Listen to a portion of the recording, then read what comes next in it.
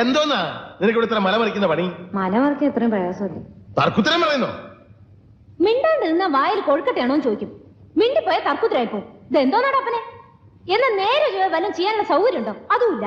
മര്യാദക്ക് ജോലി ചെയ്യാൻ നിനക്ക് എന്തോന്നാണ് ഇവിടെ ഒരു കുറവ്? എടിപൊടിന്നൊക്കെ വിളിക്കാൻ വേറെ ആളെ നോക്കണം. എന്നാ പിന്നെ നിന്നെ ഞാൻ അകത്താരമേന്ന് വിളിക്കാം. നീ എന്നെ മോളൊന്നുമല്ല, ഇവിടുത്തെ അടുക്കളിക്കാരിയാ. എന്നെ കൊണ്ട് ഒരു നേരം ഒരു പണിയെ ചെയ്യാൻ സാധിക്കുള്ളൂ. കിട്ടുണ്ണി, അയാൾ ഇവിടുത്തെ പേക്കൂത്ത് സഹിക്കാൻ വയ്യാതെ പോയി.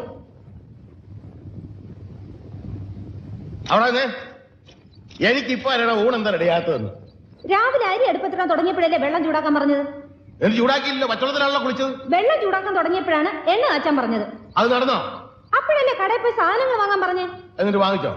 ഇല്ല, ഇവിടെ മുഴുവൻ തുടച്ചിട്ട് പോയാ മതി എന്ന് പറഞ്ഞു. എന്നിട്ട് അത് ഇതുവരെ ചെയ്തില്ലല്ലോ.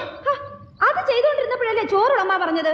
കഴുകി വെച്ച് അരി ഇരിപ്പുണ്ട്, മതിയെങ്കിൽ അത് വിളമ്പാം. അത് നിന്റെ തന്തയോട് എന്ന് പറഞ്ഞാൽ മതി.